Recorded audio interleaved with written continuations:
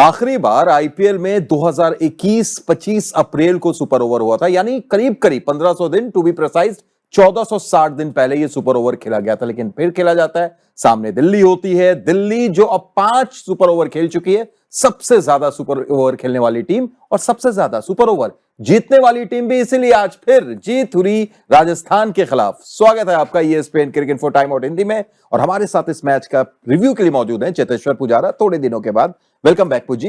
Thank you. एक शानदार मुकाबला, सुपर ओवर इतने सालों के बाद। सबसे पहले तो मैं ये जानना चाहूंगा, क्या वो सुपर ओवर होना चाहिए था या राजस्थान इस मुकाबले को जीत जाती? देखिए, राजस्थान को ये मैच जीतना चाहिए था, जिस तरह से मैच बना हुआ था उनकी फेवर में। और देखिए, शुरुआत भी उनकी अच्छी हुई और दिल्ली ने बहुत अच्छा कमबैक किया अगर पहले इनिंग की बात करें, क्योंकि पावर प्ले में 2 विकेट दिल्ली ने गंवा दिए थे। और उसके बाद जिस तरह से बल्लेबाजी हुई केएल और पुरेल के बीच में, वहाँ पर एक ऐसा लगा कि कहीं ना कहीं दिल्ली की टीम फंस रही थी। उसके बाद अक्षर और स्टब्स ने जो बल्लेबाजी करी, वो जो पार्टनरशिप थी, उसकी वजह से दिल्ली की टीम वापस मैच में आई और 180 प्लस का जो टोटल था वो उन्होंने स्कोरबोर्ड पे खड़ा किया।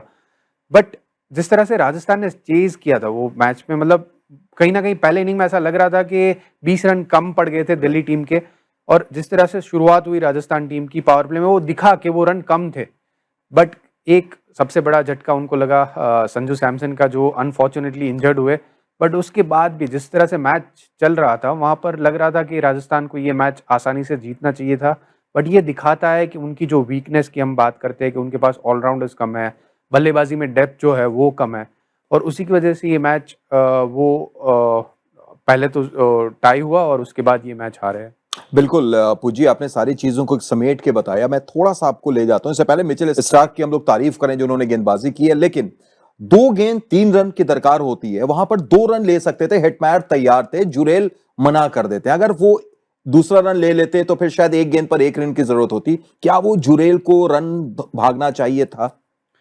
मुझे लग तो रहा है कि उनको भागना चाहिए था, बट उनको कहीं ना कहीं लगा कि अगर वो भागते तो रन आउट हो जाते। बट वो रिस्क वो ले सकते थे, क्योंकि वहाँ पर उनके पास विकेट्स हाथ में थे। उनको ये भी लगा कि वो आखिरी गेंद में शायद 2 रन बना पाएंगे। पर उन्होंने जिस तरह से आखिरी गेंद को खेला तो वहाँ पर 1 ही रन मिला। तो 2 रन के लिए बिल्कुल कोशिश हो सकती थी, अगर रन आउट भी हो जाता तो कोई दिक्कत नहीं होती थी।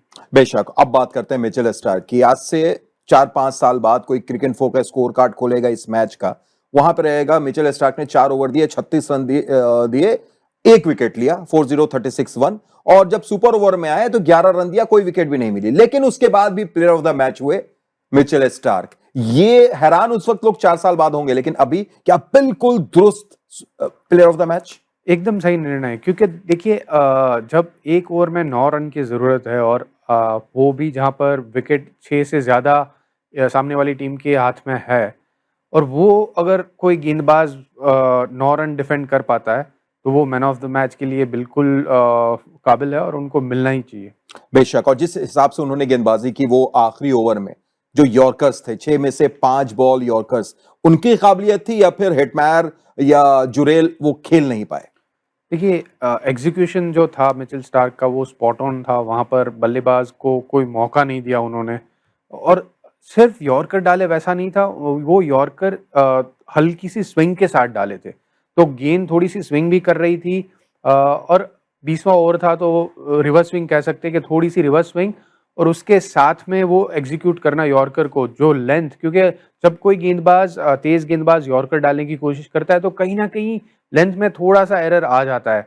बट हर एक गेंद उन्होंने जो यॉर्कर डाली वो बहुत ही अच्छी तरह से एग्जीक्यूट किया। तो तारीफ करनी होगी मिचेल स्टार्क की। ये नहीं कह सकते कि हेटमायर या तो जुरेल उसको और बेहतर तरीके से खेल सकते थे। बेशक। अब थोड़ा सा पीछे चलते हैं, कप्तान अक्षर पटेल की हम बात करें, जिन्होंने आज हरफन मौला रोल निभाया। 14 गेंद 34 रन, और वो शायद बहुत इंपैक्टफुल पारी जिसके बदौलत 188 रन स्कोरबोर्ड पर बने, और गेंदबाजी में 3 ओवर 23 रन, इस सीजन की पहली विकेट भी। देखिए, अक्षर आज जिस तरह से उन्होंने पहले बल्लेबाजी करी, बहुत ही ज़्यादा तारीफ करनी होगी उनकी, क्योंकि 14 बॉल गेंदों में 34 रन मेरे ख्याल से उनके थे। और स्ट्राइक रेट अगर उनकी बात करें, स्ट्राइक रेट उनकी 240 के करीब थी। तो वो जो नॉक है वो एक बल्लेबाज प्योर जो बैटर होता है उससे भी बढ़िया इनिंग कह सकते हैं, क्योंकि देखिए, हमने देखा है कि उनके पास काबिलियत है कि वो 5वें नंबर पे या छठे नंबर पे आके अच्छी इनिंग्स खेलते हैं। बट ये जो सिचुएशन थी टीम की, जहाँ पर दिल्ली टीम लग नहीं रहा था कि 160 के करीब भी पहुँच पाएगी। बट अक्षर ने जब एक्सेलरेट करना चालू किया तो पूरा जो मोमेंटम है, वो दिल्ली की तरफ शिफ्ट हो गया और जो राजस्थान के गेंदबाज है, उनके ऊपर प्रेशर ज़्यादा बन गया। अच्छा, अब तो खैर दिल्ली की जीत हो गई है पुजी, लेकिन फिर भी अगर हाइंडसाइट में देखें तो वो पारी जो राहुल की थी और पोरेल की थी, इनफैक्ट वो साझेदारी, क्या साझेदारी थोड़ी-सी ऐसी थी जहां पर टेम्पो और बढ़ाया जा सकता था? बिल्कुल बढ़ाया जा सकता था और वहाँ पर थोड़ा कंसर्निंग पॉइंट ये भी है कि दिल्ली ने 2 विकेट गँवाए थे, तो उसके बाद उनको लगा कि वहाँ पर एक पार्टनरशिप बिल्ड करने की ज़रूरत थी। वहाँ पर केएल जिस तरह से खेल रहे थे, वो ठीक है कि उन्होंने सोचा कि वो सीनियर बल्लेबाज है, यहाँ पर एक और विकेट नहीं गिरना चाहिए था। बट पोरेल तभी मुझे यही लग रहा है कि कम्युनिकेशन नहीं हुआ होगा कि पोरेल है, वो थोड़ा और अग्रेसिव खेले। वो खेलने की कोशिश कर रहे थे बट जो एग्जीक्यूशन उनसे होना चाहिए था वो उनसे हुआ नहीं। तो वहाँ पर एक कंसर्निंग पॉइंट दिल्ली टीम का बिल्कुल कह सकते हैं और टीम मीटिंग में इसके बारे में बिल्कुल वो चर्चा भी करेंगे क्योंकि अगला जो मैच है वहाँ पर ऐसी मिस्टेक्स रिपीट ना हो। बिल्कुल, अब अगर राजस्थान की बैटिंग की तरफ आएँ, एक तगड़ी शुरुआत दिला दी थी सैमसन और जायसवाल ने, लेकिन जब सैमसन इंजर्ड होते हैं, उनको वापस लौटना पड़ता है, क्या वहां से राजस्थान के लिए मैच घूम गया? नहीं, मैं नहीं कहूँगा कि जब सैमसन रिटायर आउट हुए तो उसकी वज़ह से मैच में टर्निंग पॉइंट हुआ। अगर वो खेलते तो और आसानी होती बिल्कुल। बट राजस्थान की टीम कहीं भी मैच में अगर पूरे 20 ओवर की बात करें तो कहीं बाहर नहीं हुई थी। कहीं ऐसा नहीं लग रहा था कि वो रन रेट में पीछे है। तो जो बल्लेबाज़ी हुई वो बहुत ही बढ़िया बल्लेबाज़ी हो रही थी। कहीं पर ऐसा नहीं था कि मैच को चेज़ कर रहे और मैच में एकदम मैच से बाहर हो गए। तो मिडल ओवर्स में भी थोड़ा ज़्यादा एक्सेलरेट शायद कर सकते थे बट उनकी कंसर्न यही है कि उनके पास इतने ज़्यादा बल्लेबाज नहीं है क्योंकि अगर नंबर 7 या 8 की बात करें तो हसरंगा वहाँ पर बल्लेबाज़ी करते हैं और उसके बाद और कोई बल्लेबाज नहीं है उनके पास। इसीलिए जो उनके मिडल ऑर्डर है वो ज़्यादा अटैकिंग नहीं खेल पा रहे। बिल्कुल, और अगर पॉइंट्स टेबल पे हम नजर डालें पुज्जी, तो यहाँ पर 7 मैचेस हो चुके हैं अब राजस्थान के, 5वीं हार है उनकी। दूसरी तरफ दिल्ली 6 मैचों में 5वीं जीत के साथ नंबर 1 पर पहुंच गई है। तो ये दिल्ली के लिए अच्छा, लेकिन शायद राजस्थान के लिए ऐसा लग रहा है कि ये सफर गड़बड़ की तरफ जा रहा है।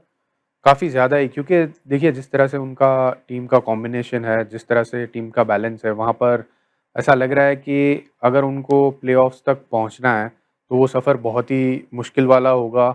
वहाँ पर कौन से प्लेयर है जो इम्पैक्ट मैच में ला सकते हैं। वैसे प्लेयर्स कम नज़र आ रहे हैं। ऐसी विकेट में जहाँ पर उनके स्पिन गेंदबाज है, उनको अच्छी गेंदबाजी करनी चाहिए थी, वो भी नहीं हुई है। उसी की वज़ह से दिल्ली की टीम वापस मैच में भी आई और ज़्यादा रन भी बनाए।